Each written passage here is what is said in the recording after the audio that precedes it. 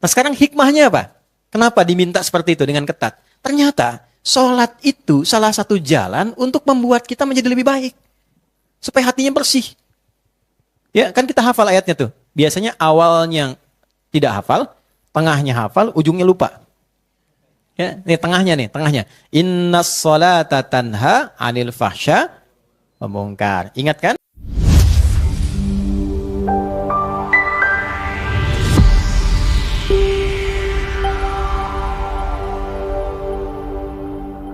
Assalamualaikum warahmatullahi wabarakatuh. Alhamdulillah wassalatu wassalamu ala Rasulillah nabiyyina wa sayyidina Muhammad ibn Abdullah wa ala alihi wa sahbihi wa man walah. Wa ba'd. Teman-teman, saudara-saudariku, keluargaku, semoga hari ini kita semua berada dalam rahmat dan keberkahan di sisi Allah Subhanahu wa taala. Alhamdulillah spesial hari ini kita berada di tanggal 13 Rabiul Awal 1447 Hijrah. Rabiul Awal itu bulan yang spesial terkait dengan umat Islam karena ada sisi historis yang tersambung pada kehidupan Nabi Sallallahu Alaihi Wasallam. Nabi itu lahirnya di bulan Rabiul Awal, hijrahnya pun tiba di Madinah di bulan Rabiul Awal, dan wafatnya pun di bulan Rabiul Awal. Jadi Rabiul Awal itu jadi spesial karena merekam perjalanan kehidupan Nabi dari terlahir sampai wafat. Yang perjalanan ini berisi petunjuk-petunjuk kehidupan langsung yang dengan itulah kemudian diharapkan siapapun yang mengikuti dan mempraktekkan petunjuk kehidupan ini menjadi pribadi yang lebih baik, sukses dan bahagia di dalam kehidupan dunia, di alam kubur sampai akhiratnya. Karena itu, Rabiul Awal bukan hanya sekedar memberikan gambaran kepada kita untuk mengingat tentang kelahiran Nabi, tapi juga sekaligus menjadi ruang kontemplasi untuk merenungkan sejauh mana capaian kehidupan kita mampu meneladani Nabi hingga detik kita berada dan berkehidupan sampai dengan saat ini. Di titik inilah hari ini kita akan mencoba membahas yang spesial. Kita coba simpan sejenak kajian rutin kita tentang fikih salat.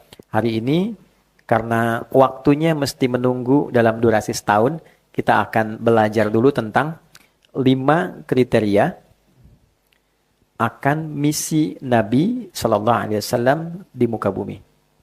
Yang 5 inilah nanti menjadi penentu keberhasilan kita sebagai umat Nabi Muhammad. Nah, jadi kalau ditanya misalnya begini, apakah Anda umat Nabi Muhammad? Kita jawab iya. Nah, terus ditanya buktinya apa? Nah, jadi mesti ada pembuktian ya. Setiap klaim itu kan ada pembuktian. Ayah sayang kepada anak. Buktinya apa? Dia memberikan perhatian, dia memberikan kasih sayang, kebutuhan yang membuat anak itu jadi baik. Ya, jadi kalau Anda hanya memberi kebutuhan anak itu belum jadi ayah yang baik. Tapi kalau memberi kebutuhan dia yang merawat anak itu sehingga tumbuh, orang tua yang baik. Ada ayat-ayat tersendiri di dalam Al-Quran menjadi parameter tingkat keberhasilan kita sesuai dengan tugas-tugas kehidupannya. Sebagai pribadi, sebagai anak, sebagai suami, istri, orang tua, kakek, nenek, cucu ke bawah, dan turunan yang lainnya. Nah, 5 ini yang coba kita keluarkan dengan cepat, dan di titik itu nanti mudah-mudahan ada waktu kita untuk berdialog, insya Allah. Baik, kita mulai dengan Al-Quran surah kedua, Al-Baqarah, ayat 129.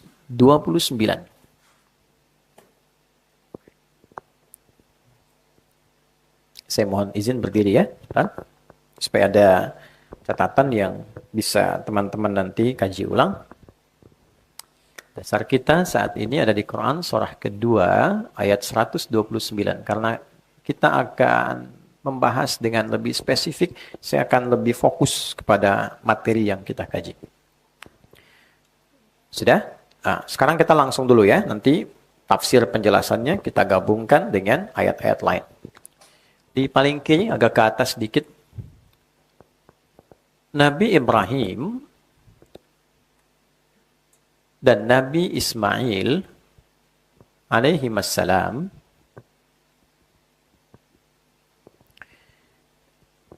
mendapatkan peluang tugas dari Allah untuk meninggikan pondasi Ka'bah yang sempat hancur, terbawa bah atasnya di era Nabi Nuh alaihissalam.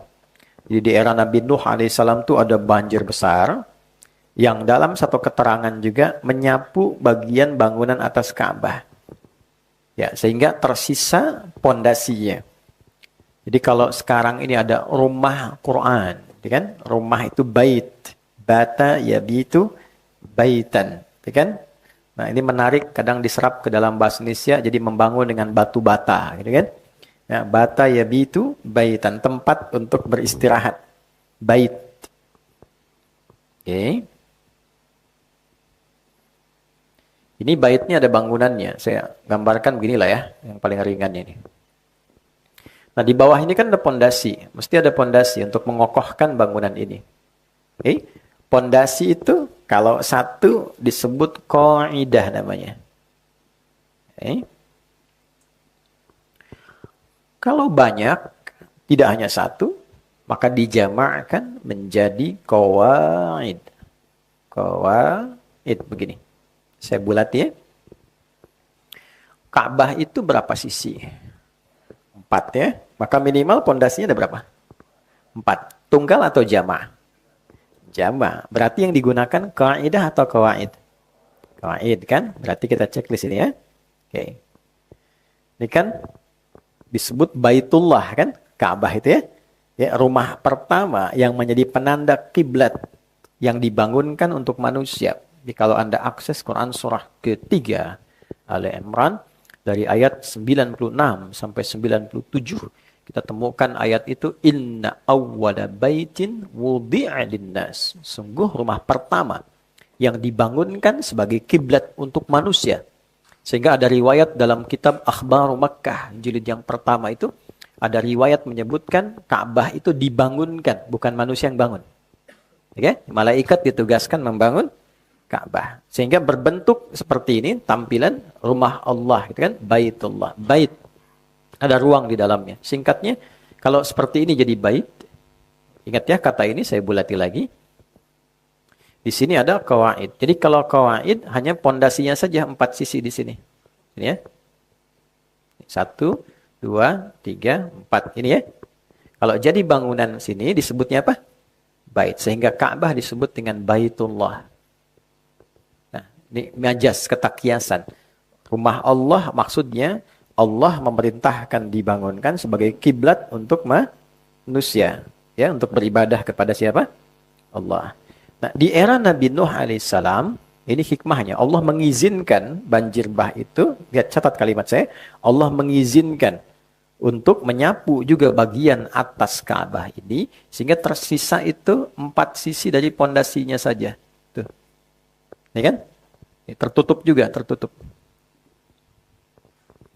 Baik, dari era Nabi Nuh ke Nabi Ibrahim kan cukup jauh jaraknya. Ya, Ibrahim alaihissalam bin Azar atau bin Nahur bin Abir bin Kinan bin Arfakhshad bin Sam bin Nuh alaihissalam. Kurang lebih ada 6 generasi ke atas, ya kan? Baik, setiap generasi bisa panjang kan usianya. Ya, nanti semakin pendek usia, semakin mengecil postur tubuh, semakin dekat ke kiamat. Nah, tapi jangan disimpulkan lihat orang pendek besok kiamat. Tidak juga ya. Itu definisinya kita perlu perdalam. Singkatnya, di era Nabi Ibrahim alaihissalam, maka beliau diperintahkan oleh Allah, diberikan isyarat oleh malaikat untuk menunjuk area Ka'bah ini yang dulu sempat hancur, bagian atasnya terkena bah, ditunjukkan di bagian pondasinya, diperintahkan meninggikan kembali. Bukan membangun, tapi meninggikan kembali. Bahasa Arabnya meninggikan itu rafa'a. Ya, kalau ingin dibentuk ke progresif gitu ya, akan meninggikan, naikkan lagi ya, maka menjadi yarfa'u, yarfa'. Ditinggikan, tinggikan. Oke. Ini yarfa'u. Diperintahkan untuk ditinggikan kembali. Maka diabadikan peristiwa ini di Al-Baqarah ayat 127. Jadi kalau Anda lihat 2 ayat ke atasnya, nanti kita akan temukan. Jadi ayat 127. Quran surah kedua Al-Baqarah ayat 127. Wa idh yarfa'u. Ada ya? Kita temukan kata yarfa' pertama ya. Wa idh, dan ingatlah. Ingat itu kan mesti ada memori yang masuk sebelumnya. Ada peristiwa, baru kita ingat kan? Oke? Terus saya tanya begini, Mas Billy, ingat gak kemarin kita ketemu? Tapi gak pernah ketemu kan, gimana mau ingat? Ya kan? Kemarin kan kita gak ketemu kan? Nah, apa yang mau diingat? Mesti ada peristiwa terdahulu dulu, baru kita ingat kan? Oke? Nah sekarang, bagaimana kita mengingat? Kita pun gak pernah menyaksikan ini. Nah, maka idh itu punya 3 arti. Ya? Pelajari, pahami, ya, mengingat. Baru dengan mempelajari, memahami itu, seakan-akan ada rekaman visual dalam pikiran kita untuk mengingat peristiwa dengan pengetahuannya, walaupun tidak mengetahui kejadian saat itu berlangsungnya. Jadi kalau menemukan kata idh, ya, di antara pemaknaannya, coba pelajari, pahami, sampai mengerti. Dengan mengerti itu kita ingat. Ya, dan dengan ingat itu pesannya yang kita bawa, bukan peristiwanya hanya menjadi cerita. Jadi di Quran itu tidak ada dorongan cerita sekalipun kisah menjadi dongeng, itu nggak ada. Semuanya pasti ada hikmahnya. Ya, kenapa ada kisah Nabi Yusuf begitu lengkap? Kenapa Nabi Musa begitu detil? Tapi ketika cerita Nabi Soleh cuma sedikit. Ya, ketika cerita Nabi Dzulkifli cuma sedikit namanya aja. Kisahnya nggak detil, pesannya apa? Itu ada temanya tersendiri. Tarik ke sini. Wa idh yarfa'u Ibrahimul qawa'id minal bait. Dan pelajarilah, pahami sampai engkau mengerti. Setelah paham, mengerti, ingat ya nanti hikmah yang terkandung dalam peristiwa ini. Ketika Ibrahim alaihissalam diperintahkan oleh Allah untuk meninggikan kembali. Wa idh yarfa'u Ibrahim, ini qawa'id, ini minal bait. Ketika Nabi Ibrahim diperintahkan oleh Allah untuk meninggikan kembali pondasi Ka'bah yang sempat tersapu bagian bangunannya di era Nabi Nuh alaihissalam. Wa Ismail, dan Ismail. Oke, sekarang saya tanya gini. Kenapa Ismailnya diakhirkan? Kan bisa kalimatnya begini. Dan ketika Allah perintahkan Ibrahim dan Ismail alaihissalam untuk meninggikan pondasi Ka'bah. Ya, kan bisa begini di luar Quran. Wa idh yarfa'u Ibrahimu wa Ismailul qawa'id minal bait. Kenapa tiba-tiba wa idh yarfa'u Ibrahimul qawa'id minal bait wa Ismail? Nah, cepat ya, waktunya terbatas. Jadi, kalau disebutkan bersamaan, itu artinya perannya setara, sama. Ya, kalau disebutkan satu terlebih dahulu, yang kedua di belakang, artinya peran utamanya yang pertama ini. Yang belakang tuh ikut-ikut bantu. Oke? Jadi sebetulnya yang diperintahkan itu Nabi Ibrahim. Anaknya ini masih belia, belum balik loh waktu itu. Ya, ada menyebutkan sekitar 3-4 tahun. Tapi saking merasanya kasih ayah kepada beliau dalam perjalanan hidupnya, jadi ketika ayah dapat tugas, itu punya rasa ingin bantu. Ingin bantu. Jadi begitu anak ayahnya diperintahkan, anaknya pengen bantu. Padahal masih kecil, masih belia. Sehingga dalam fikih keluarga, dibawa ini sebagai pesan moral yang sangat tinggi. Bagaimana seorang anak bisa punya kasih yang dalam kepada ayah. Sampai pekerjaan ayah pun dia ingin hadir membantunya. Maka pesan moralnya, berikan perhatian kepada anak. Sehingga dengan perhatian itu muncul rasa dari anak untuk peduli terhadap beban yang diamanahkan pada orang tuanya. Jadi poinnya, ya, makanya Nabi Ibrahim kan viral. Kenapa disebut Ibrahim? Ada 2 makna kan? Ya, Abraham atau Abram itu punya 2 arti. Satu, ada yang mengartikan sang petualang, sang pelintas yang melintasi berbagai daerah untuk bertugas. Ada yang mengartikan dari Abun Rahim. Ibrahim Abun Rahim, bapak yang penuh kasih. Saking kasihnya, anak lahir diperintahkan untuk berdomisili di Mekah yang masih gersang, biwadin ghairi dzi zar'in inda baitikal muharram, Bayangkan, untuk mengapresiasi pengorbanan ayah ini, turun surat dengan namanya langsung, Ibrahim. Kalau Anda akses di ayat 37 itu menarik tuh. Ya, ketika ditinggalkan di tempat gersang, ini baru lahir, masih merah, dengan ibundanya disimpan satu tempat dan ditinggalkan. Perintah Allah begitu. Tapi bukan ditinggal saja. Beliau di Palestina, anak di Mekah. Itu setiap pertumbuhannya teman-teman, sesibuk apapun. Anda bayangkan, beliau nabi, rasul, seorang ayah, punya tugas mencari nafkah, tapi tidak melupakan perhatian pada anak. Itu masih menyeberang untuk melihat anak saya tumbuh bagaimana. Seperti apa asinya. Ada masalah asi, dapat dari mana airnya. Dengan siapa bergaulnya. Sampai kelak mau nikah pun masih diberikan arahan. Nah, rasa itu yang membuat Ismail itu punya kedalaman untuk bisa merasakan beban ayah. Tarik ke kehidupan kita nih. Ya, sehebat apa sih figur ayah sekarang? Sesibuk apa sih? Nabi bukan juga kan? Maaf ya, gitu kan? Kan belum naik status jadi Khalilullah kan, kekasih Allah gitu. Nah, sesibuk apa dan apa yang mau dicari? Kan kita nyari sesuatu di luar itu untuk ke dalam kan? Nah, di titik ini kita mesti ingat, dan ingat loh ya. Jangan sampai kesibukanmu sebagai seorang ayah membuat lupa dengan pertumbuhan anakmu. Sehingga anak itu nggak kenal figur ayahnya. Yang paling luar biasa berbahayanya, jangankan merasakan beban, kenal pun tidak gitu. Ya, lebih kenal tetangganya, temannya dibandingkan ayahnya. Figurnya hilang. Dan ketika fase ia sudah tumbuh ke fase butuh teman di luar lingkup ayahnya, hilanglah kesempatan mendapatkan rasa kasih itu. Itu poinnya. Jadi kalau ada anak merasakan sesuatu yang berbeda, ya, tidak merasakan pekerjaan ayah, jangan dimarahi dulu. Tapi balik dulu ke dalam diri kita, renungkan dulu. Mungkin ada bagian dari kehidupan kita sebagai seorang ayah yang belum sampai perhatiannya pada anak. Itulah rahasianya kenapa di Al-Quran jarang ditampilkan sosok perempuan dalam masalah ini. Selalu laki-laki. Luqman, wa idh qala Luqmanu libnihi wa huwa ya'idhuhu. Ya, Yakub dengan Yusuf alaihissalam. Kemudian ada tokoh-tokoh lain, ya seperti Ibrahim. Kenapa? Karena ibu itu sudah otomatis ada di dalam rumah dan pasti punya kedekatan dengan anak. Sehingga yang disentuh ayahnya. Kenapa? Karena tugasnya banyak di luar. Tapi filosofinya dibangun oleh Quran. Jangan sampai kesibukanmu di luar melupakan juga tanggung jawab pokokmu yang ada di dalam. Kan nyari harta buat ke dalam.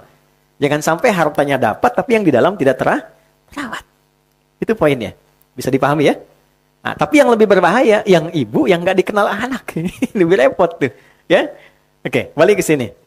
Nah, ini jadi ketika beliau diminta untuk meninggikan bangunan, beliau sudah pondasi, beliau meletakkan kakinya. Pijakan pertamanya untuk bisa meninggikan itu lagi disebut makom namanya. Pijakan pertama untuk mengerjakan sesuatu yang terhormat.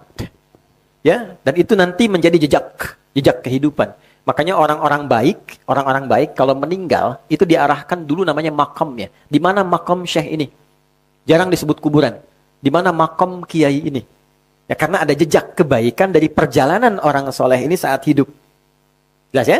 Maka ketika dipijakkan itu sampai sekarang diabadikan menjadi makam Ibrahim namanya. Ya. Tidak ada hal-hal mistis di dalamnya dan seterusnya, tidak. Ini menunjukkan jejak yang harus dipelajari. Justru dengan jejak itu diteladani dalam kehidupan. Jejak pertamanya. Nah, poinnya adalah ketika beliau di sini sedang berpijak, ingin menyusun batu-batu kembali, datanglah anaknya dari sisi sini. Membawa batu. Dia pengen ikut nyusun. Oke? Nah, sehingga area ini sampai sekarang disebut Hijr Ismail. Ini. Ukurannya sebetulnya segini tuh. Segini sampai sini. Cuma nanti terjadi satu musibah di zaman Nabi, ada yang menyebutkan kebakaran. Ini kemudian terkena, direnovasi. Ya, tapi menarik nih.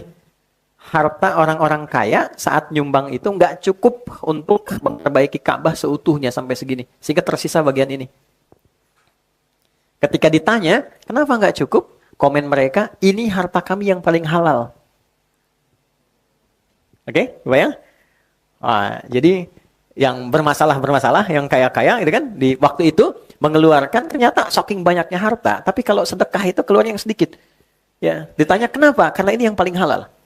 Makanya ada ungkapan kekinian kalau ada orang kaya, ya kan, tapi sedekahnya sedikit, nah itu yang halal gitu. Ini sanadnya kan ya. Oke, ini kembali ke sini ya. Tapi akhirnya bukan berarti nggak bisa punya kemampuan kan untuk diselesaikan. Hikmahnya apa? Hikmahnya jika ada orang yang menginginkan sholat di dalam area Ka'bah dan terbatas karena hukum dunia di dalamnya, dia bisa mendapatkan kesempatan sholat di area sini. Itulah barakahnya Nabi Ismail. Sini. Jelas? Kan hukum dunia berlaku ya. Pemimpin aja yang masuk ke dalam pakai tangga khusus kan. Maka Allah buka. Di rumah Allah semua punya kesempatan yang sama. Maka orang yang sholat di area ini sama dengan sholat di dalam masuk areanya. Singkatnya, ditinggikan ini, selesai kemudian jadi kembali. Maka berdoalah di samping Ka'bah itu. Doanya ada 3. Ayat 127, 128, kemudian 129. Doa ini bisa teman-teman gunakan kalau misal lagi bangun rumah jadi. Bangun rumah, menempati rumah baru. Boleh berdoa ini, pakai doa ini. Sampai 128. 128. Dah? Wa idh yarfa'u Ibrahimul qawa'ida minal baiti wa Ismail. Rabbana taqabbal minna innaka antas sami'ul alim. Ya Allah, mohon terima amal kami dalam membangun sampai jadi ini. Aku yakin hanya Engkau yang maha mendengar dan menerima doa yang aku sampaikan ini. Jadi kalau bangun sesuatu yang baik, apapun itu, jadi bentuk bangunan doa, ya Allah, mohon terima ini sebagai niat hamba untuk beribadah di tempat ini. Lalu yang 128-nya, Rabbana waj'alna muslimaini laka wa min dzurriyyatina ummatan muslimatan lak wa arina manasikana wa tub alaina innaka antat tawwabur. Ini ada makna jauhnya yang sangat dalam sekali. Tadi kan saya bicara tafsir dan takwil, ini ilmunya nggak mudah. Kalau tafsir itu melihat yang tampak. Takwil itu yang terdalam. Yukhrijul hayya minal mayyit. Menghidupkan dari yang mati jadi hidup. Tafsir, telur jadi ayam. Tidak ada apa-apa, berproses, tiba-tiba jadi ayam. Ya, itu tafsir namanya. Tapi kalau kita katakan yang belum ada iman, hidup dengan imannya. Itu takwil namanya. Setelah rumahnya jadi, diisi, kita berdoa. Ya Allah, mohon jadikan setiap penghuni rumah ini. Aku, keluargaku, menjadikan rumah ini sebagai tempat yang membuat kami menjadi hamba yang baik. Dan kalau kami salah, bimbing setiap anggota di rumah ini untuk memperbaiki diri dengan bertobat kepadamu sehingga kembali jadi baik. Dan mohon tunjukkan kami upaya menjadi orang baik dari tempat yang rumah telah selesai kami bangun ini. Itu diantara doa yang bisa teman-teman kemudian terapkan dalam kehidupan kekinian. Nah, pokoknya saya langsung ke ayat 129. Perhatikan baik-baik. Rabbana wab'ats fihim rasulan minhum yatslu 'alaihim ayatika 1 wa yu'allimuhumul kitaba 2 wal hikmah 3 wa yuzakkihim 4 innaka antal azizul hakim. Ada? Oke. Saya dulu pernah titipkan Mas Dimas ya, paket untuk buku Quran itu ya. Ada, nanti dibagi aja. Supaya nanti pas kajian bisa buka sambil lihat ya. Nanti ditandain. Kalau ditandain nanti saya tugasin menghafal pertemuan berikutnya. Nah, passwordnya masuk sini, tes dulu tuh. Oke. Rabbana wab'ats fihim rasulan minhum. Ya Allah, mohon Engkau berkenan mengutus Rasul terbaik itu. Jadi begini, nama Nabi Muhammad itu sudah viral di semua Rasul yang pernah bertugas di bumi. Akan datang Rasul terakhir, paling hebat, paling mulia, mencakup semua mukjizat Nabi-Nabi sebelumnya. Ya kan? Dan akan menjadi Rasul sampai akhir zaman. Rasul terbaik. Nah, Nabi Ibrahim, Nabi Ismail berdoa, ya Allah, karena ini Rasul terbaik, Rasul paling istimewa, maka kami mohon lahirnya pun lahirkan ia di tempat yang istimewa ini. Lahirnya pun di tempat yang istimewa, di samping Ka'bah. Dan tidak ada yang lahir di samping Ka'bah, di dekat area Ka'bah, di lingkungan orang hidup dekat Ka'bah, kecuali Nabi Muhammad SAW. Jadi kalau teman-teman umrah atau haji ya, kalau di sini ada area Green Zamzam itu, sini ada Safwa, ada area kecil ke belakang sini, masuk ke sini, kemudian ini ke Aziziyah, jalan. Ini ada Bukit Jabal Qubais, ini atasnya Istana Raja, ini sumber. Dari sini bisa belok, dari sini ke arah kanan, berarti lurus sini, ya sampai ujung. Kemudian Di sini ada gate 26, 27-nya gate Nabi. Di sini gate Ali, ini Babus Salam. Babus Salam tuh pintunya begitu keluar, ini rumah kediamannya sahabat Abbas. Di sini antara ini dengan ini ada satu tiang lampu tinggi sendiri. Di sini ada jembatan cirinya sampai ke sini naik ke gate ini. Nah, ini tiang lampu ini yang paling tinggi di rumahnya Abu Jahal dulu. Ya, sini. Kita tarik dari sini garis lurus ke sini, kurang lebih ada 150 meter. Di atasnya ada satu bukit, bukitnya cerah. Sini ada bangunan warna krem. Ini ada toran air di sini satu lagi warna biru. Ini siapa? Ini ada kipas angin 35 dari sini ke sini. Saya udah hitung. Kalau 36 berarti nambah satu, ada yang baru tuh. Oke, nah sini ini area ada perbaikan, di sini ada toilet, ini ada sofa, di sini marwah. Nah, ini rumah Nabi dulu. Nabi lahir di sini. Ya, jadi kalau ditarik garis lurus dari Hajar Aswad, tarik ketemunya ke sini nih, ke Babus Salam. Makanya kalau nanti sunnahnya kalau sudah selesai renovasi, kalau dari sini tembusnya langsung ke sofa, langsung ke sini Hajar Aswad. Jadi nggak muter-muter. Oke? Nah, dulu saya pernah ambil foto dengan kakak, tuh kakak yang foto ya. Ini menarik. Tapi ini bukan riwayat ya, dan bukan utak-atik juga, fenomena saja. Jadi begitu matahari terbit dari sini, jadi pantulan sinarnya tuh tegak lurus dari rumah Nabi langsung ke Babus Salam ke sini. Langsung ke Hajar Aswad, garis. Ya, tafsirnya bebas saja, orang bisa menafsirkan apapun. Tapi ini cukup menarik. Singkatnya lahirnya di sini. Dan nggak ada Nabi Rasul yang lahir di dekat area ini kecuali Nabi Muhammad SAW. Ini poinnya. Nah, ketika terlahir ini, yang menarik adalah, ya Allah, mohon nanti saat terlahir, anugerahkan kepada Rasul istimewa ini 4 keutamaan. 1, yatslu alaihim ayatika, mengajarkan, membacakan pada umatnya ayat-ayatmu. Ayat. Itu, di sini saja ya. Beliau dapat ayat. 2, wa yu'allimuhumul kitab, mengajarkan kandungan ayat ini, dan yang diajarkan itu bisa dibukukan, dikodifikasikan. Ya, jadi mengajarkan panduan hidup, ajarkan panduan yang terkodifikasi, terbukukan. 3, wal hikmah, mengajarkan hikmah dari ajaran ini. Apa maknanya, apa esensinya. Yang keempat, wa yuzakkihim, menyucikan, membersihkan hati umatnya. Bersih hati. Ya, jadi saat sekarang masih jagalah hati, dulu sudah bersih hati. Oke? Innaka antal azizul hakim. Aku berkeyakinan kuat bahwa hanya engkau yang perkasa mewujudkan itu dan maha bijak untuk memilih siapa nabi yang terbaik itu. Oke. Paham sampai di sini? Sampai sini? Jelas ya? Baik. Kita lanjutkan. Doa itu kemudian terkabul.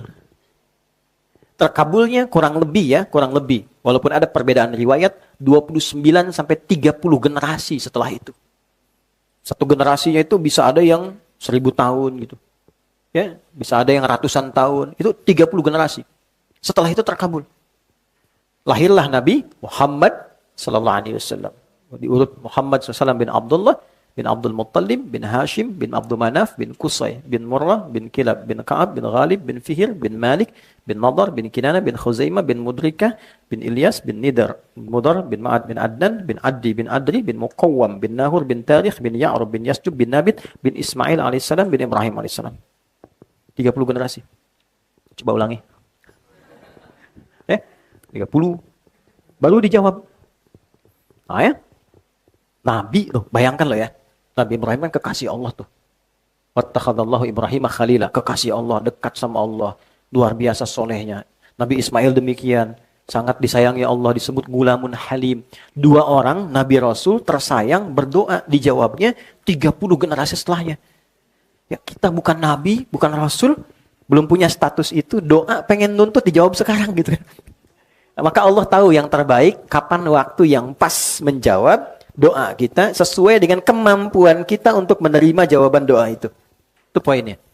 Maka ketika lahir Nabi Rasul itu dijawab oleh Allah, jawabannya turun di Quran surah kedua, surah yang sama. Ayatnya 151, paling kanan, agak sedikit ke bawah, ke tengah dikit ya. Quran surah 2 ayat 151. Anda bisa compare, bisa bandingkan dengan ayat 129. Yang berdoa, gini lihat, perhatikan gaya bahasa antara berdoa dengan menjawab doa.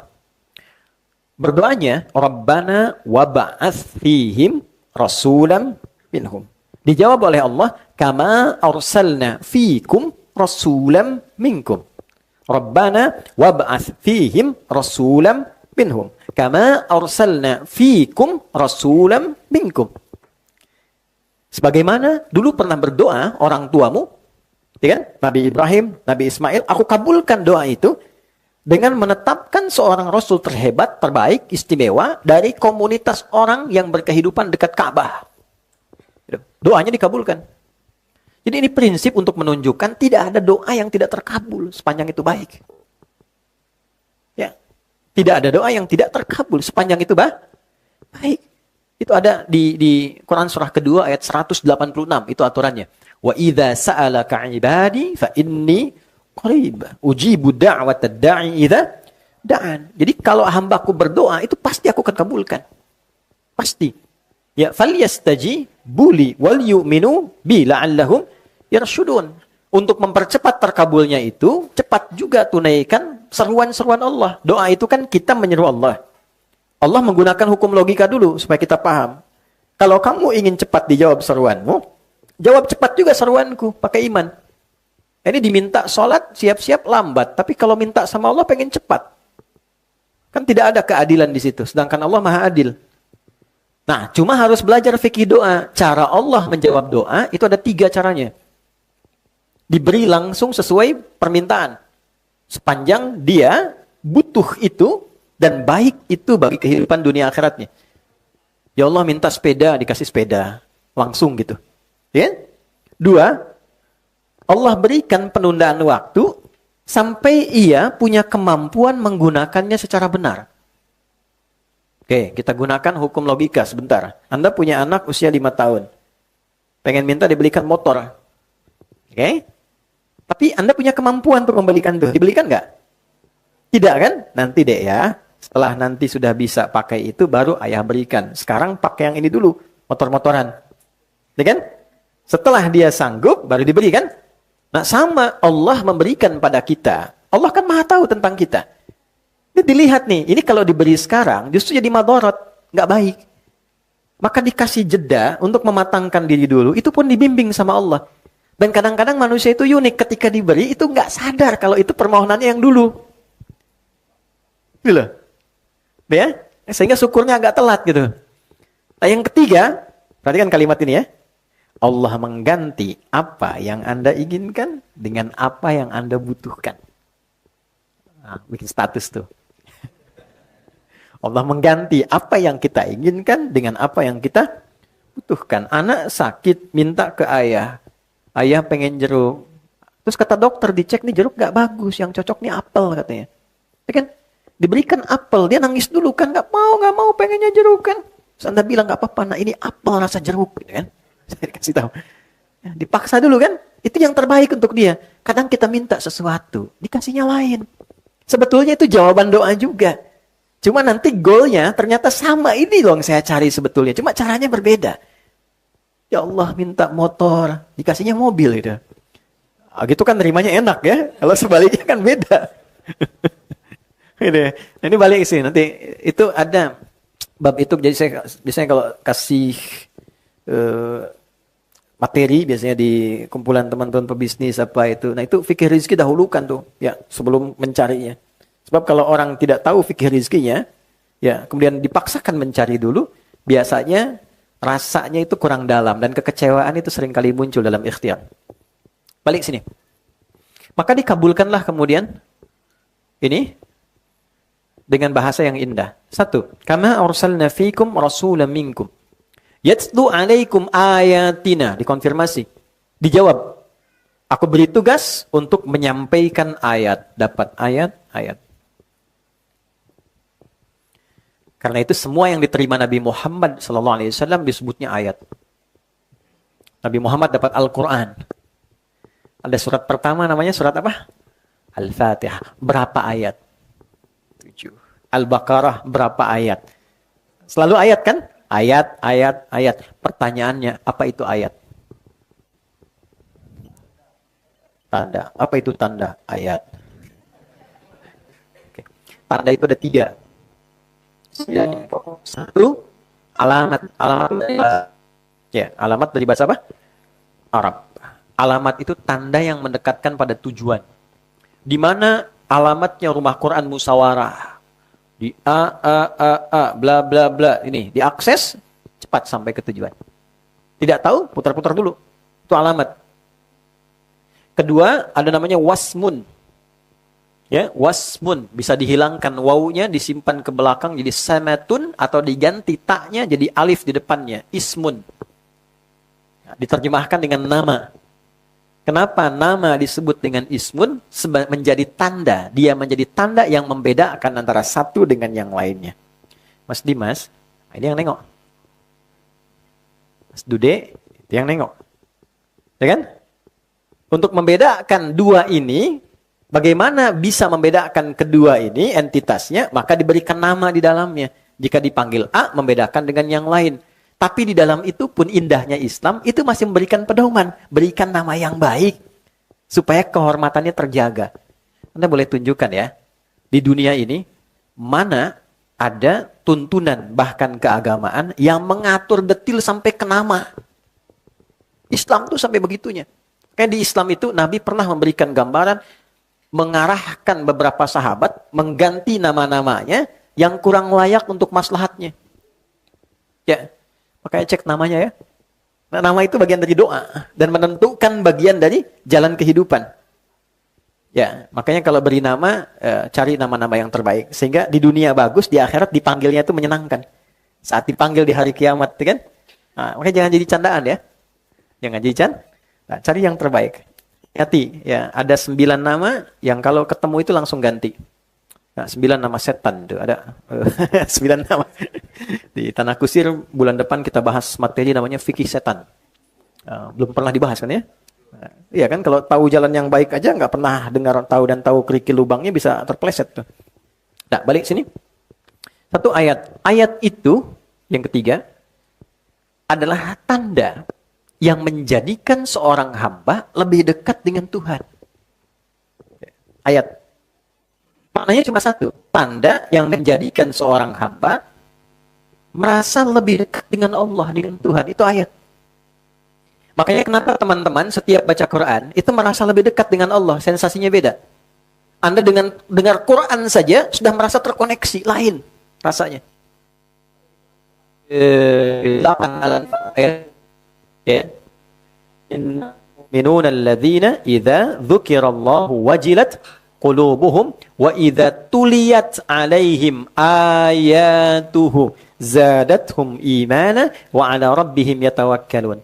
Insan beriman itu bisa mengecek keadaan imannya, salah satu parameternya dengan mendengar sebutan Allah.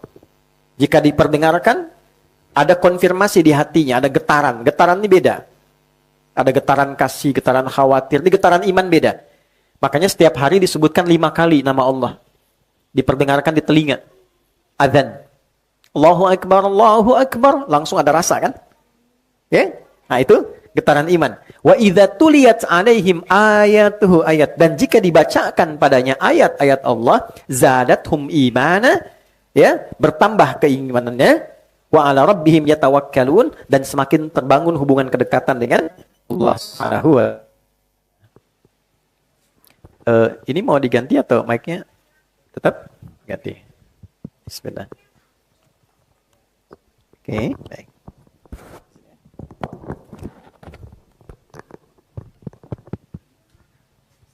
Cek.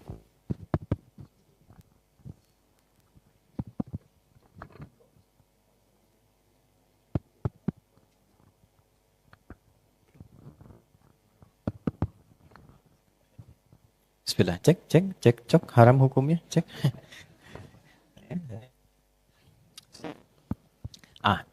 Sekarang kita ngaji agak dalam dulu ya, agak dalam. 6.236 ayat, itu isi Al-Quran. Tahan dulu ya, pelan-pelan.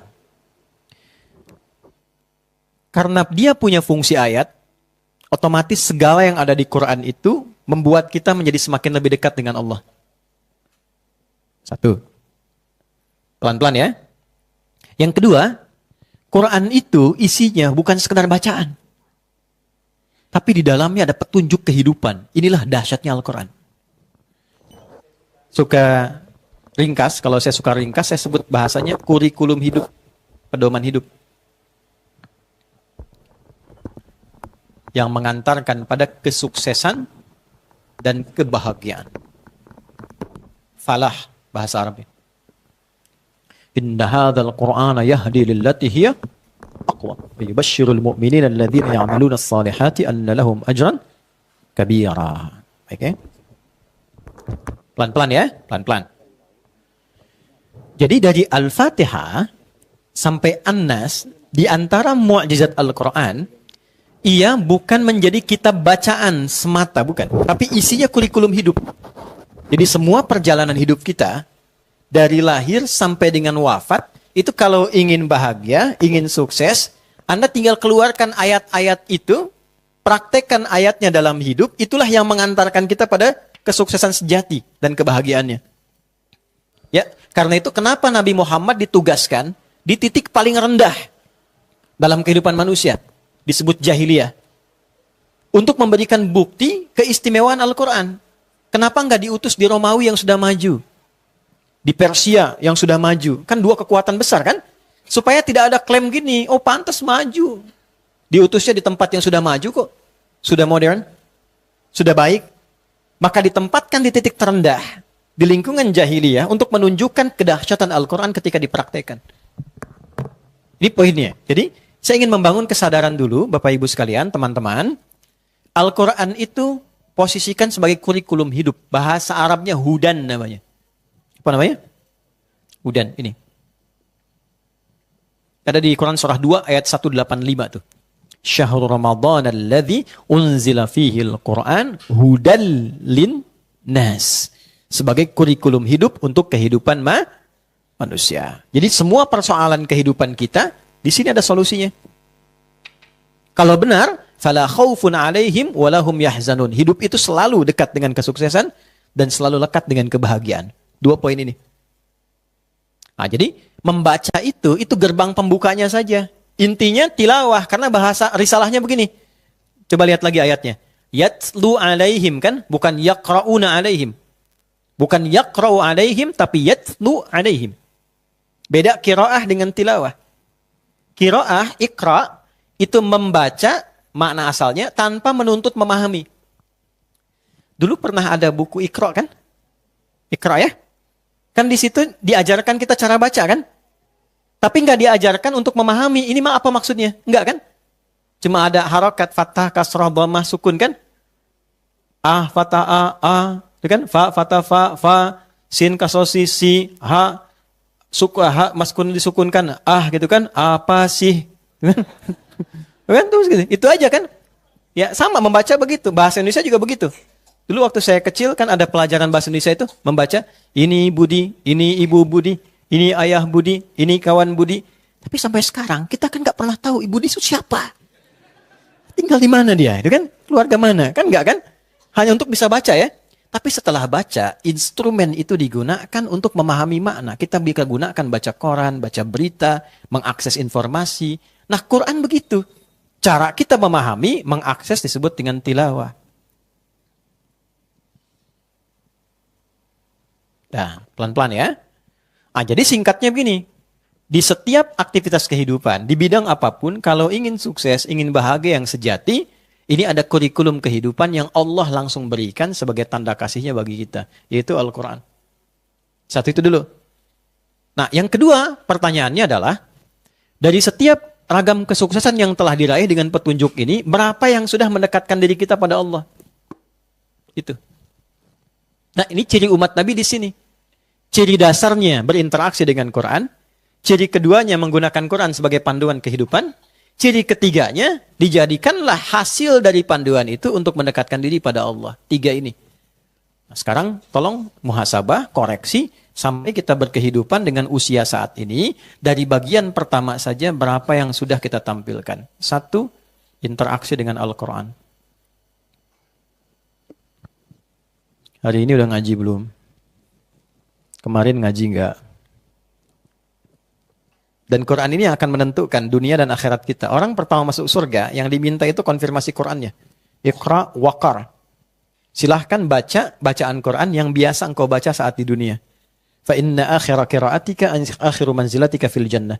Akhir bacaanmu itulah akhir tempatmu di surga.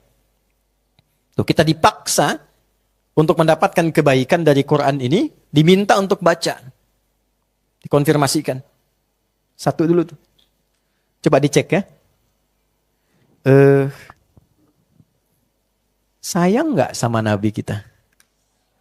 Sayang ya? Saya tanya gini, kalau ada orang yang paling kita sayangi, terus kirim surat sama kita, mau dibaca nggak? Sekali atau 2 kali?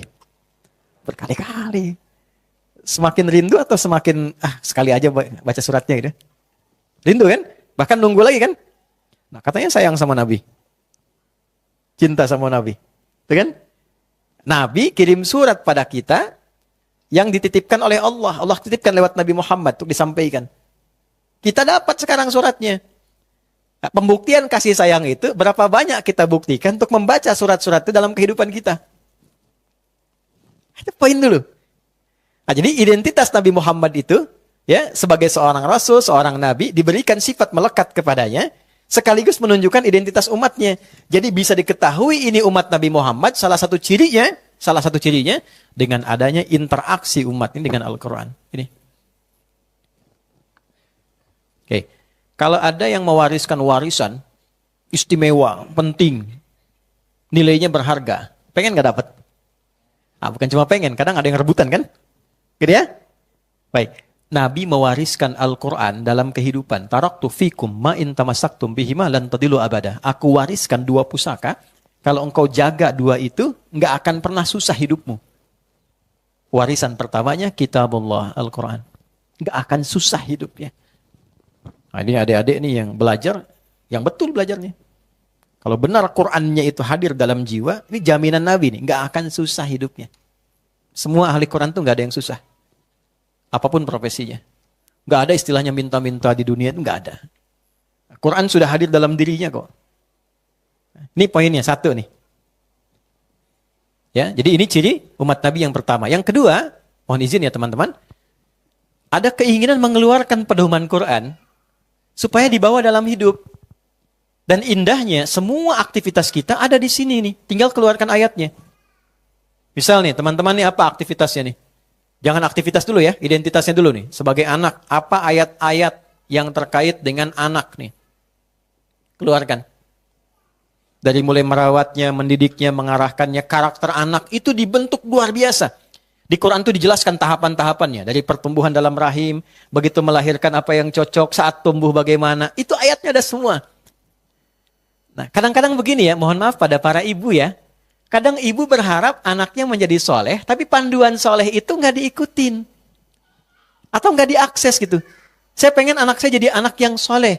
Bagaimana mengeluarkan anak itu, panduannya menjadi soleh, nah petunjuknya sudah Allah sampaikan di Quran. Soleh itu kan menggabungkan 4 kan. Sehat fisiknya namanya thayyib, sehat sifatnya namanya khair, sehat perilakunya namanya ma'ruf, dan dikerjakan karena Allah, dekat dengan Allah namanya ihsan. Kalau digabungkan 4 ini, thayyib, khair, ma'ruf, ya, itu ihsan, 4 digabungkan namanya soleh. Makanya semua orang tua kalau berharap ingin anaknya di soleh. Itu ada di Quran surat 7 ayat 189. Ya, da'awallaha rabbahuma la in ataitana salihah lanakunanna minasyakirin. Sejak mulai mengandung sudah berdoa sama Allah pengen anak yang soleh. Nah itu ya, itu contoh. Sekarang jadi suami, jadi istri, pernah nggak dikeluarkan ayat tentang suami, ayat tentang istri, ayat tentang ayah dan ibu? Kenapa di Quran ada panggilan bunai? Selalu tuh, kalau sudah dipanggil bunai, pasti anaknya manggil ayahnya abati. Selalu begitu. Tentang pekerjaan, yang berbisnis, pernah nggak mengeluarkan ayat-ayat bisnis di Quran? Yang di birokrasi, pernah nggak mengeluarkan ayat-ayat birokratis dalam Quran? Kalau mau simple, keluarkan petunjuknya, susah kan? Dari aksesnya itu, keluarkan sekarang petunjuknya yang sudah disusun oleh para ulama. Ada namanya kitab Jami'. Jami'. Bukan Jami'. Jami'. Imam Al-Bukhari mengeluarkan tema-tema Quran dan disusun menjadi 97 tema. Ya, lalu diberikan judul tema A, tema B, di bawahnya subtema, ayat Qur'annya apa, hadisnya apa di bawahnya. Kalau perlu penjelasan diberikan komentar singkat. Maka beliau beri nama Al-Jami As-Sahih Al-Musnad Al-Mukhtasar min umuri Rasulillah sallallahu alaihi wasallam wa sunanihi wa ayyamihi. Nah, coba ulangi, Pak. Karena panjang sering kita singkat jadi Sahih Al-Bukhari. Itu kitab jami. Ini adalah kumpulan tema yang aku akses dari hadis-hadis Nabi yang sahih, aku cari sanad validasi kesahihannya, dan aku temukan aktivitas keseharian Nabi yang mampu aku akses berdasarkan keterangan-keterangan dari ayat Quran, hadisnya, lalu praktek kehidupannya. Yang belajar misalnya ada Kitabul Ilmi, topik tentang ilmu, dari mulai cara menghafal, cara belajar, waktunya kapan, ada di topik ketiga. Yang bertanya tentang iman, kenapa iman saya naik turun? Kalau sedang naik semangat, kalau turun malas. Ada Kitabul Iman, topik kedua. Yang di pemerintahan tuh Mas Primus ada di Sahih Muslim, Kitabul Imarah tuh. Ada beberapa hadis di dalamnya. Kan? Yang di bisnis tuh, Mas Ipo dan kawan-kawan ada Kitabul Buyu', ya, kitab tentang bisnis. Dan gak ada orang pakai kurikulum ini, bisnisnya kembali modal tuh gak ada. Gak ada balik modal, selalu balik untung. Selalu balik untung. Ini menarik gitu. Ya, dan semua aspek. Yang di keluarga, ya teman-teman tuh, bagaimana hubungan di keluarga, diajarin dari mulai persoalan di dalam karakter suami kalau punya masalah begini dengan ibu mertua, ayah mertua, mungkin dengan ipar, macam-macam ada semua turunannya. Itu menarik tuh. Nah inilah yang disebut ayat. Nah puncaknya, ketika kita mengerjakan aktivitas itu, sejauh mana aktivitas ini membangun kedekatan kita dengan Allah ini. Jadi ibu merawat anak. Allah sudah berikan anugerahnya, dipakai merawat. Sekarang pertanyaannya, bagaimana perawatan itu membuat anak ini lebih dekat dengan Allah? Kenal Allah enggak? Disekolahkan di mana? Di tempat yang dia mengenal Allah atau tidak? Nah, jangan-jangan sudah Allah beri dan anugerahkan, ya, tapi petunjuknya enggak digunakan. Sehingga anak itu alih-alih menjadi syafaat saat di hari kiamat, kan jadi syafaat anak itu salah satunya dengan izin Allah. Karena hafalan Qur'annya, karena sholatnya, itu dicari nanti. Salah satunya jejak orang tua yang pernah meminta anaknya sholat. Kalau dulu mungkin pernah dijewer waktu kecil ya. Sekarang mungkin ditepuk. Itu jejaknya dicari itu. Sampai ke situ ya. Pernahkah ada upaya orang tua untuk mengarahkan anaknya dekat dengan Allah? Jejaknya dicari sampai ditemukan. Jadi syafaat ke orang tuanya. Ya, jadi kayak menghafal Quran dan sebagainya itu nggak main-main. Ya. Ini ayat. Puncaknya adalah semua kegiatan kita membuat diri kita lebih dekat dengan Allah. Itu poin tertingginya. Kalau cuma capaian kesuksesan ya yang belum beriman juga bisa. Kalau sukses berbisnis sampai kaya, jangankan kita yang belum punya iman kaya juga. Kalau kedudukan yang lain punya kedudukan juga. Nah pembedanya apa? Pembeda imannya. Kedudukan itu membuat diri kita semakin dekat dengan Allah. Kekayaan itu membuat kita paham cara menggunakannya berdasarkan petunjuk Allah. Itulah ayat. Nah fungsi Nabi menjelaskan itu. Menjelaskan ini dalam kehidupannya. Maka muncul yang kedua. Ya, wa yu'allimuhumul kitab, yang doa ini. Ajaran panduan. Sudah? Oke, tapi ditempatkan oleh Al-Qur'an pada tempat ketiga. Yang keduanya ini, yang empat dinaikkan kedua. Lihat jawaban ayat 151 ya, teman. Fokus. Kama arsalna fikum rasulan minkum yatslu alaikum ayatina wa yuzakkikum. Fokus ini ya. Permintaan Nabi Ibrahim dan Nabi Ismail itu urutan nomor 4, wa yuzakkikum. Tapi ketika dijawab oleh Allah, diurutkan jadi nomor 2. Ada? Membimbing umatnya supaya hatinya bersih. Makanya dari situ kita mendapatkan pelajaran tazkiyatun nafas. Jadi umat Nabi Muhammad itu ciri yang kedua, bersih hatinya.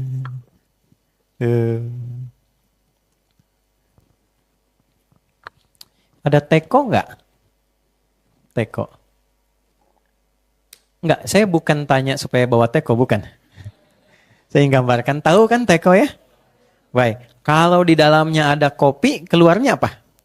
Ya, kalau di dalamnya air bening, air kan? Dalamnya susu, keluar susu. Berarti teko itu hanya mengeluarkan isinya kan? Hati juga begitu. Kalau kotor, yang keluar di lisan kotor. Di mata jadi kotoran, melihatnya penuh amarah. Ke telinga pengen dengar yang kotor-kotor aja, yang baik-baik gak mau dengar. Ah, kamu sok soleh gitu kan? Karena biasa dengar yang salah, makanya soleh gak biasa. Gitu. Nah, isi hati itu begitu. Itu ada di Al-Arba'in itu nomor hadis yang ke-6. Ya, ala wa inna fil jasadi mudghatan idza salahat salahal jasadu kullu wa idza fasadat fasadal jasadu kullu. Ala wahyal qalbu. Dalam diri kita ada qalbu, di situ penentunya. Kalau itunya bersih, semua tubuh bersih. Ya. Mungkin di sini ada dokter atau ahli biologi yang bisa gambarkan nanti dengan lebih baik pengetahuan saya. Ini ada logikanya sederhana dulu. Waktu biologi kan kita dapatkan tuh di bagian jantung itu kan ada 4 bagian ya. Ada serambi kanan, kan? Serambi kanan. Kalau nggak salah atrium ya, atrium kanan istilahnya. Bawahnya kan ada bilik kanan, ventricle. Nah, terus di sini ada serambi kiri. Ini ada bilik kiri. Ini fungsi serambi itu kan nanti menyerap udara dari seluruh organ tubuh kan? Oksigen maksudnya darah kan diserap ke sini kan? Lewat vena cava ya. Visi kalau vena cava nih. Ini pembuluhnya masukkan ke sini, oksigen rendah, semua darah ngalir ke sini. Di sini nanti diteruskan ke bilik kanan untuk dipompa. Tuh kan? Kemudian dari sini nanti dibawa lagi ya ke paru-paru, dari paru-paru diolah. Kemudian di sini disalurkan ke serambi kiri. Di sini sudah bagus, sudah bersih. Dari sini ke bilik kiri dipompa melalui aorta untuk kembali ke seluruh tubuh. Jadi dialirkan oksigen, darah semua ke sini ya. Tapi penemuan terbaru yang mau saya tunjukkan. Ini kan area jantung nih ini. Di penemuan terbaru di tahun 1991 itu ada pakar neurologi namanya Armour, Edward Armour. Dia melakukan penelitian, ternyata dia menemukan satu titik dalam serambi kanan. Satu titik bagian yang berisi 40.000 saraf kehidupan. Ternyata dalam jantung itu ada otak lain selain otak yang ada di kepala kita itu. Dan disitulah pusat untuk mengingat, memberi perintah, berbicara, merasakan, dan sebagainya. Itu ada 40.000 ada di sini. Bagian titik ini. Dan ini yang menentukan mengalirkan semua perintah-perintah itu ke seluruh tubuh. Yang merasakan, mengingat, mengamati, dan sebagainya. Makanya sering Anda katakan kan hati saya sakit, perasaannya, dan sebagainya. Nah itu di sini puncaknya, titiknya di sini. Kalau ini baik, semua yang dibawa baik, termasuk aliran oksigennya, darahnya, dan sebagainya. Jadi ternyata darah yang dialirkan itu bukan perkara oksigen rendah atau tinggi saja. Ternyata ada bagian lain yang memberikan kualitas kepada darah itu, membentuk perilaku. Ini hubungan dengan makanan. Ini yang bisa diterjemahkan. Kenapa makanan haram membuat seseorang jadi buruk perilakunya? Salah satunya adalah karena ini mensupport sifat-sifat yang ada di otak jantung ini. Dibawalah dengan aliran darah yang dipompa oleh bilik kiri ke semua bagian tubuh. Sekarang, tugas Nabi mengajarkan kepada umat, membimbing supaya ini bersih. Sebab kalau ini bersih, yang dialirkan semua sifat ke tubuh pasti bersih juga. Dan mengalirkan tadi isi teko sesuai dengan isinya. Mengalirnya semua baik-baik. Kalau ininya bersih, maka masuk dari sini ke mulut, mulutnya bersih. Keluar kata-kata yang baik. Ya, tembus ke mata, melihat, memandang yang baik-baik sampai seujung kaki. Nah, ini yang tidak ditemukan dimanapun. Perasan kebaikan itu yang disebut dengan takwa namanya. Wa nafsi wa ma sawwaha fa'alhamaha fujuraha wa takwa. Makanya sering teman-teman dapatkan kalau Nabi kasih nasihat pasti tingkatkan takwa. Tingkatkan takwa, gitu kan? Coba Nabi pernah kasih nasihat ke salah satu sahabat, diabadikan di Al-Arba'in nomor hadis ke-18 tuh. Ittaqillaha haitsuma kunta. Bertakwalah engkau dimanapun engkau berada. Takwa itu maksudnya apa? Jadilah orang baik. Tuh yang pria-pria teman-teman. Setiap Jumat tuh. Dari rukun khutbah itu. Pernah nggak khatib katakan? Tingkatkan takwa kan? Nah, intinya apa? Setiap pekan kita diingatkan, jadi orang baik. Jadi suami yang baik. Jadi ayah yang baik. Anak-anak yang baik. Kalau bekerja di tempat yang baik, dengan cara yang baik, itu satu kalimat singkat padat. Makanya kalau khatib sudah wasiat takwa, selesai sampai di situ pun boleh tutup khutbah. Boleh tutup, selesai. Boleh misalnya satu waktu Anda menjadi khatib Jumat, Anda katakan, ya, hadirin sekalian, sudah berapa khutbah disampaikan dengan panjang dan lebar. untuk mengingatkan takwa. Kalau sampai khatib sampaikan belum Anda ingat juga, berapa lagi pengingat yang Anda butuhkan? Barakallahu li wa lakum fil Qur'anil azim. Selesai. Itu jadi orang baik. Nah, nanti untuk meningkatkan takwa ini caranya bagaimana? Tuh, ada iman. Dah? Iman tuh kayak sinyalnya gitu. Kalau ini aktif, takwanya muncul. Makanya sering bertemu iman dengan takwa. Pelan-pelan.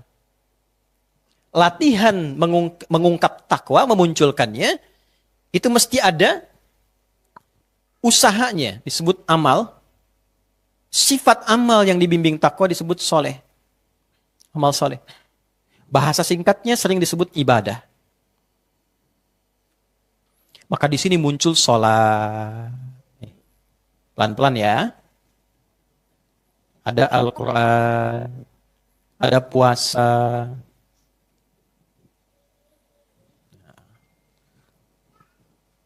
Pelan-pelan. Gak apa-apa, kalau ini saya senang. Kalau ayahnya baru masalah. Biarkan anak dengan dunianya. Kecuali kalau Mas Dude bolak-balik sini, ya, nah itu saya tanda tanya itu. Balik sini ya, pelan-pelan ya, pelan-pelan. Oke. Jadi ternyata ketika kita diminta sholat kan dibimbing Nabi kan? Nabi mengajari kita sholat kan? Sampai pentingnya sholat, itu Nabi sangat ketat. Ada sahabat baru selesai sholat, kata Nabi, kamu belum sholat, ulangi lagi. Saking ketatnya. Nah sekarang hikmahnya apa? Kenapa diminta seperti itu dengan ketat? Ternyata sholat itu salah satu jalan untuk membuat kita menjadi lebih baik. Supaya hatinya bersih. Ya kan kita hafal ayatnya tuh. Biasanya awalnya tidak hafal, tengahnya hafal, ujungnya lupa. Ya, ini tengahnya. Innas sholata tanha 'anil fahsya wa munkar. Ingat kan? Awalnya lupa. Oke, berikan saya 7 menit ya, sebentar ya, nyambungkan. Ini sholat. Jadi fungsi sholat itu mencegah sumber keburukan. Sumber kekotoran itu cuma 2. Kalau bukan fahsya, itu munkar. Fahsya, keburukan yang bersumber dari syahwat. Kata-kata kotor, jorok, zina, pornografi, LGBT itu fahsya. Munkar, perbuatan yang diingkari hati. Maaf, sumbernya nafsu perut dan akal. Menipu, merampok, mencela, ya, membunuh dan lain-lain yang kotor-kotor yang hati ingkari, itu munkar. Itu 2 aja. Nah, kalau ini bisa kita cegah, tepis, maka yang muncul lawannya. Ketika itu hilang, yang bersih muncul ini. Nah, sholat itu hikmahnya dari mulai takbir sampai salam melatih kita supaya mengirim sinyal ke hati supaya bersih. Kalau sudah bersih, semua bagian tubuh jadi baik. Jelas sampai sini? Baik. Itulah sebabnya kenapa mengajarkan kepada kita dari Nabi supaya ayo jaga sholat, sekeluarga sholat, anak sholat, dari kecil sholat. Supaya anak tumbuh jadi orang baik. Pertanyaannya, dari sekian kita hidup sampai saat ini, berapa semangat kita menjaga sholat? Sehingga layak kita disebut sebagai umat Nabi. Yang dikonfirmasi oleh Nabi itu pertama sholatnya dulu.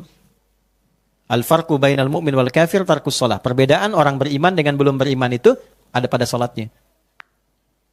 Baik, saya cepat ya, saya selesaikan. Kurang lebih 6 menit kita selesai. Ini 3, wal hikmah. Kalau mau benar, belajar hikmahnya. Sholat. Ada bacaannya. Allahu Akbar. Bacaan. Ada gerakannya. Tangan diangkat sejajar dengan bahu. Ada hikmahnya yang terakhir. Kenapa tangannya begini? Kenapa diletakkan di sini? Kenapa kakinya dilebarkan selebar bahu? Kenapa tidak rapat begini? Kenapa nggak terlalu lebar? Ini ada maknanya. Kalau kita bawa itu dalam kehidupan, dipraktekkan dalam hidup, makna-makna itu membimbing kita berkehidupan untuk mengantarkan pada kesuksesan dan kebahagiaan tadi. Nah sekarang pertanyaannya, dari 3 ini seringkali yang dibahas 2. Bacaannya apa, caranya bagaimana. Dan seringkali uniknya sering ribut pada masalah cara. Antara yang kunut dengan yang tidak, ribut. Antara yang sujudnya pakai telapak tangan atau lutut, sibuk. Sementara dua-duanya nggak paham, kenapa mesti kunut misalnya. Sunnah. Kenapa turunnya dengan ini? Itu ada maknanya semua. Bisa kebayang nggak teman-teman? Ada orang diajarkan oleh Nabi tentang cara berdiri, dipakai dalam hidup, jadi orang kaya yang pernah hidup di bumi. Yang valuasi hartanya pernah dihitung, dengan kurs sekarang itu 14.000 triliun. Belajar dari berdiri. Itulah Abdurrahman bin Auf. Jadi semua dalam Islam tuh ada artinya, nggak ujuk-ujuk begini. Sholat begitu aja, tidak, ada maknanya. Puasa ada saum, ada siam, dari namanya aja sudah ada artinya. Kenapa sholat? Kenapa puasa disebutkan siam? Kenapa yang biasa saum? Itu ada artinya. Nah, jadi 3 bagian ini sudah, ayat sudah, bersih hati sudah, hikmah. Kemudian yang keempat, kama arsalna fikum rasulan minkum yatlu alaikum ayatina wa yuzakkikum wa yuallimukumul kitab wal hikmah. Kitab, penjelasan Al-Quran yang dibukukan, singkatnya hadis. Jadi kalau kita sekarang melihat Nabi sudah nggak ada, tapi bisa melacak itu lewat buku-buku hadis. Dari mulai fisik Nabi bagaimana, jalan Nabi seperti apa, bicara Nabi bagaimana, kalau jadi suami seperti apa di rumahnya, bukunya udah ada semua. Bahkan sekarang sudah online. Kan sekarang sudah digital. Kalau sudah digital, sudah bisa diakses, masuk ke handphone, belum mau belajar juga dengan cara apa lagi difasilitasi. Yang terakhir, nah ini yang paling penting, ini jarang dibahas nih. Ya. Wa yu'allimukum ma lam takunu ta'lamun. Sifat umat Nabi itu diajari kebaruan-kebaruan dalam kehidupan. Bahasa kerennya kreatif dan inovatif. Ciri umat Nabi Muhammad itu kreatif. Selalu punya inovasi baru. Ya, jadi kalau belajar, yang dipelajari tajwid, tapi belajar dengan inovasi yang baru, sehingga belajarnya menyenangkan, nyaman. Bisnis punya kreativitas, kalau orang sudah dapatkan ini, cari peluang yang lain, inovasinya bagus. Itu umat Nabi itu. Makanya umat Nabi itu selalu maju. Ya, dalam berbagai aspek. Nah ini 5 ini, saya tutup kemudian dengan kalimat begini. Setiap 12 Rabiul Awal, umat Islam pada umumnya berupaya untuk mengingat kembali, memperingati kembali tentang lahirnya Nabi. Tapi di antara sekian yang memperingati itu, berapa yang mempelajari misi utama Nabi itu sehingga benar-benar menjadi umat Nabi yang seutuhnya. Itulah sebabnya kalau datang Rabiul Awal, coba pelajari yang 5 ini. Sudah betul belum sejati jadi umat Nabi? Ya, saya kembalikan. 1, kembali kepada Al-Quran. Yang kedua, berusaha untuk membersihkan hati dengan baik. Yang ketiga, kita berupaya mempelajari petunjuk praktek kehidupan Nabi. Yang keempat, mempelajari hikmah-hikmah dari pedoman kehidupan itu. Dan yang kelima, selalu kreatif, berinovasi, menjalani kehidupan dengan dasar-dasar yang dituntun dari petunjuk Nabi SAW. Inilah dalam setiap maulid itu, setidaknya ditanya pada diri kita, rangkuman ini diperas nanti menjadi 2 sifat dan di surah ke-48 di ayat yang ke-29. Jadi, 5 ini jadi 4 poin. 4 ini ada pada nama Nabi Muhammad, yang satunya ada pada Ahmad. Muhammad disebutkan 4 kali dalam Al-Quran, Ahmad disebutkan sekali dalam Al-Quran. Muhammad, Quran surah ke-3 ayat 144, Quran surah 33 ayat ke-40, Quran surah 47 dengan namanya ayat kedua, dan Quran surah 48 ayat ke-29. Ahmad cuma sekali, Quran surah ke-61 ayat yang ke-6. Jadi 4 tambah 1 berapa? 5, misinya 5. Yang 4-nya dengan namanya. Jadi sebetulnya ketika disebutkan nama Muhammad sallallahu alaihi wasallam, bukan sekedar kita bersolawat, tapi kita mencoba mengecek sudah betul jadi umat Nabi yang benar. Hatinya sudah bersih belum? Ya kan? Dengan bagian-bagian ini. Muhammadur Rasulullah walladzina ma'ahu asyidda'u 'alal kuffar ruhama'u bainahum tarahum ruk'an sujjada. Salat. Yabtaghuna fadlan min rabbihim wa ridwana. Teruskan pelan-pelan, simahum fi wujuhim min atharis sujud. Apa itu atharis sujud kata para ulama? Wajahnya yang bersih, yang bening hatinya, yang ketika dilihat orang menyenangkan, mewarisi kepribadian Nabi. Nabi kan kalau dilihat orang langsung senang. Ya, nanti muncul karakter, begitu disebut namanya langsung pengen jadi baik. Ada yang begitu tuh. Ngelihat fotonya langsung pengen jadi taat gitu. Ada yang disebut namanya, jangan sebut nama itu. Nah, berarti ada sesuatu yang harus dikoreksi. Kita cukupkan dulu. Nanti ada duhur mungkin 30 menit kalau ingin diskusi. Kita berikan waktu untuk teman-teman. Kita cukupkan sejenak. Kita tunaikan sholat duhur. Semoga Allah meridai kita semua. Subhanakallahumma rabbana bihamdika. Asyhadu an la ilaha illa anta astaghfiruka wa atubu ilaik. Assalamualaikum warahmatullahi wabarakatuh. Sahabat sekalian, sukses bukan hanya tentang harta, jabatan, atau kemuliaan di mata manusia. Sukses sejati adalah ketika kita mampu menjaga 5 pilar kehidupan ini: iman, ilmu, aman, akhlak, dan keikhlasan. Karena dari sanalah Allah limpahkan keberkahan, ketenangan, dan kemudahan dalam setiap langkah. Mari kita jadikan nasihat Ustadz Adi Hidayat ini sebagai pengingat, agar hidup kita tak hanya sukses di dunia, tapi juga mulia di akhirat. Semoga Allah bimbing kita semua dalam setiap perjuangan menuju ridhonya. Jangan lupa bagikan video ini. Semoga jadi amal jariah yang terus mengalir. Wassalamualaikum warahmatullahi wabarakatuh.